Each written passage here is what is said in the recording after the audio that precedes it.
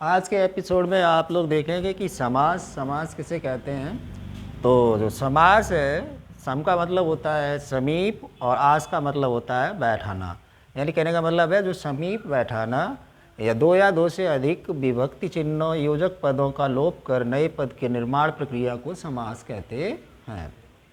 अब अगर बात करें समास विग्रह की, तो समास विग्रह समस्त विभक्ति चिन्हों या योजक पदों या परस्पर संबंध रखने वाले पदों के साथ रखने को समास विग्रह कहते हैं। समास का मतलब होता है दो पदों का समायोजन, यानी दो पदों को जोड़ना समास कहलाता है।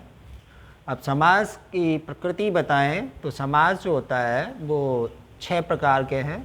द्विगु समास, तत्पुरुष, बहुब्री, कर्मधारय और अव्ययीभाव समास एवं द्वंद्व समास। जिसमें सबसे विस्तृत जो समास आता है वो समास आपका बहुब्री समास है, बहुब्री नहीं, तत्पुरुष समास है। इसमें 6 विभक्तियां मुख्य रूप से दी जाती हैं, जिसमें कर्ता कारक एवं संबोधन कारक को छोड़ करके अन्य 6 विभक्तियां आती हैं, 6 कारक आते हैं।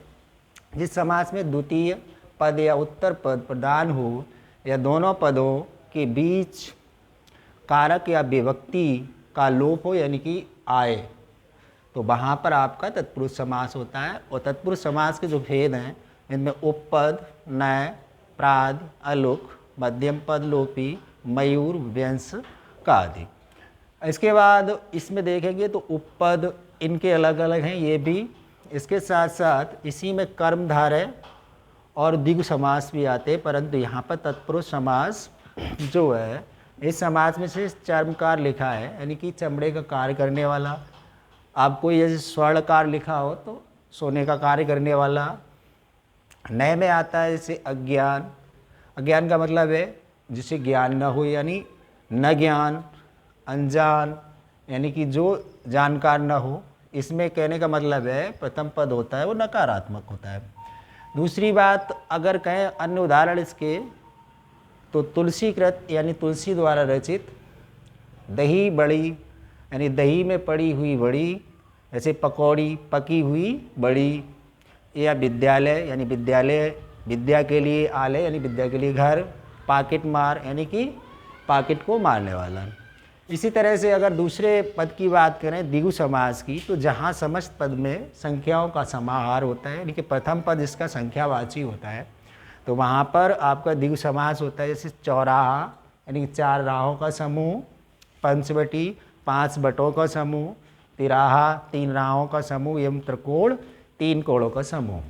इसी प्रकार से अगर अगली बात करें बहुब्री समास, तो बहुब्री समास भी 4 भागों में डिवाइड किया गया है, जैसे व्यतिहार, तुल्ययोग, समानाधिकरण, व्याधिकरण। अब इसमें क्या होता है, जिस समास में दोनों ही पद प्रधान हो, न प्रधान हो यानी अप्रधान हो, कहने का मतलब है पंचानन, यानी 5 हैं मुख जिसके, अर्थात हनुमान जी। इसी प्रकार से चतुर्मुख यानी 4 है मुख जिसके, अर्थात ब्रह्मा जी। यानी कि दोनों पद प्रधान न होकर के तृतीय पद प्रधान होता है, तो वहाँ पर आपका बहुब्री समास होता है। त्रिलोकी यानी तीनों लोकों, तीन जानने वाला, नीलकंठ यानी नीला है कंठ जिसका शंकर जी, लंबोदर यानी लंबा है उदर जिसका, अर्थात गणेश जी।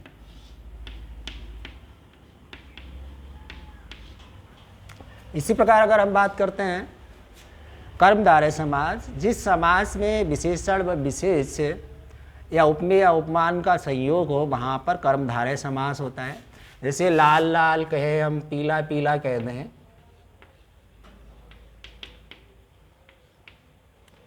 तो इसका मतलब होता है लाल ही लाल, पीला ही पीला। भव जल यानी कि भव का जल, कहने का मतलब है भव रूपी जल, यानी कि किसी की उपमा किसी से की जाती है, तो वहाँ पर आपका कर्मधारय समास होता है। जैसे चंद्रमुखी कहे,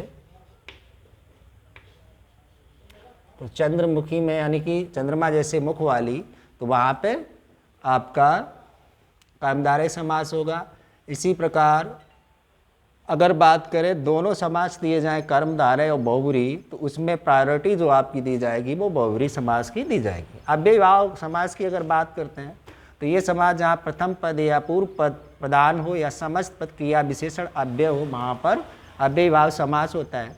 यानी कि यथाशक्ति कहने का मतलब है शक्ति के अनुसार, क्रमानुसार, क्रम के अनुसार, प्रतिदिन यानी प्रत्येक दिन। तो ये आपका अव्ययीभाव समास हो गया, अक्सर पूछा जाता है परीक्षाओं में। इसके बाद द्वंद्व समास की बात करें, द्वंद्व समास भी 3 टाइप से डिवाइड किया गया है, इतरेतर, समाहार, वैकल्पिक।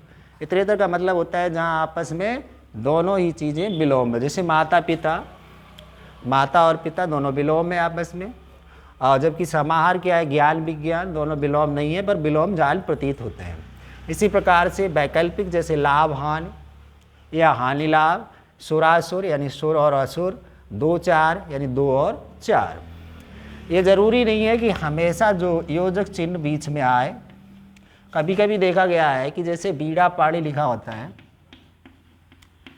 बीड़ा और पाड़ी, इसका मतलब होता है सरस्वती, यानी बीड़ा है जिसके हाथ में अर्थात सरस्वती। वो कुछ बच्चे गलती कर देते हैं और योजक चिन्ह के को देख करके वो सीधा सीधा द्वंद्व समास लगा देते हैं, पर वहाँ द्वंद्व समास नहीं होता है। तो ये रहा था समास वाला आपका सेशन, जो कि वीडियो पुनः परीक्षा के लिए अत्यंत उपयोगी सिद्ध होने वाला है। और इसमें जो भी अदर इसके टाइप दिए गए हैं वो टाइप शायद आपके लिए ज़रूरी नहीं है, आप जब भी ज़रूरी होंगे तो बताने की कोशिश की जाएगी। धन्यवाद।